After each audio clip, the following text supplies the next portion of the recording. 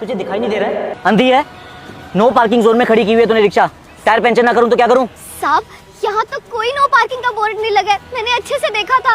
और साहब मैं तो सिर्फ 2 मिनट के लिए अपने बच्चे के लिए दूध लेने गई थी बस। वो सब मुझे नहीं पता। तू इस रिक्शा को ऐसे रोड पे खड़ी नहीं कर सकती। रुक जा, मैं तेरा चालान ही काटता हूँ। साहब किस बात का चालान? लेकिन मेरे पास तो ई रिक्शा चलाने के सारे कागजात हैं और लाइसेंस भी है। लगता है तू ऐसे नहीं मानेगी। तेरी रिक्शा लेके जाता हूँ। ये रिक्शा तुझे अब कोर्ट से मिलेगी। साहब मैं आपके आगे हाथ जोड़ती हूँ, ऐसा मत कीजिए। इतना अत्याचार क्यों कर रहे हैं आप? साहब मेरा छोटा बच्चा है, ये नन्ही सी जान को कैसे पालूंगी? इसको मैं कैसे खिलाऊंगी पिलाऊंगी? मेरी रोजी रोटी है। 1 मिनट, क्या हो रहा है यहाँ पे? साहब देखिए ना, ये पुलिस वाला जबरदस्ती तंग कर रहा है। बस बोल रहा है कि यहाँ नो पार्किंग जोन है और मैंने अपनी रिक्शा खड़ा दी और ये चालान काटने वाला है। साहब कोर्ट ले जाने की बात कर रहा है। और साहब यहाँ तो कोई बोर्ड लगा ही नहीं है नो पार्किंग का। अच्छा, यहाँ पे कोई नो पार्किंग जोन नहीं है, तो आप किस बात का चालान काट रहे हैं इसका? ओ हेलो, बेहतर होगा कि इस मामले से दूर रहेगा तू। चल निकल यहाँ से। अच्छा, और आपके लिए बेहतर ये होगा कि आपने ये जो हथौड़ी और कील पकड़ी हुई है ना अपने हाथ में, इसे छोड़ दें, समझे?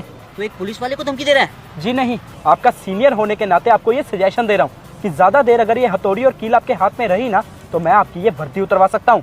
सीनियर? आप कौन है सर? इस एरिया का SDM हूँ मैं। सर साहब आप इस एरिया के SDM है?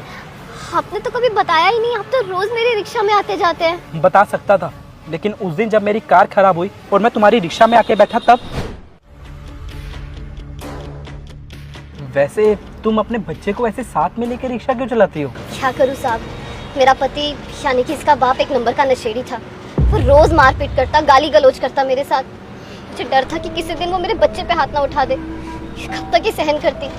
इसलिए मैंने एक दिन घर छोड़ा और अपने बच्चे को लेकर आ गई। तब से बाहर छोटा मोटा धंधा किया, जैसे पैसे जमा हुए मैंने एक ई रिक्शा खरीद ली। तब से बस ई रिक्शा चला रही हूँ। पर तुम्हें अपने बच्चे को ऐसे साथ में लेके ई रिक्शा चलाने में कोई प्रॉब्लम नहीं होती है क्या? साहब हम गरीब लोग ना मुसीबतों में ही पैदा होते हैं, पर इसलिए मुसीबत ना साहब बाहर वाले लोग देते हैं। कभी कोई सवारी ऐसी मिल जाती है जो पूरा किराया देकर नहीं जाती है, कभी कोई पुलिस वाला मिल जाता है जो बेवजह तंग करता है। साहब पर ये सारी मुसीबतें मैं ना आराम से सहन कर सकती हूँ, क्योंकि मैं चाहती हूँ कि ये नन्ही सी जान मेरा बच्चा बड़े होकर एक बहुत बड़ा आदमी बने। इसलिए तुम्हारी हिम्मत और तुम्हारी ममता को देख के मुझे एक बात तो समझ में आ गई कि इंसान से अगर सबसे ज़्यादा कोई प्यार करता है तो वो होती है उसकी माँ।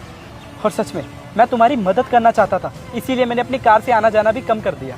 साहब आपने मेरे बारे में और मेरे बच्चे के बारे में इतना सोचा, तो बहुत बहुत शुक्रिया। शुक्रिया तो तुम्हारा है जो तुम अपनी माँ होने का फ़र्ज़ इतने अच्छे से निभा रही हो। तुम उन औरतों के लिए मिसाल हो जो कि अपनी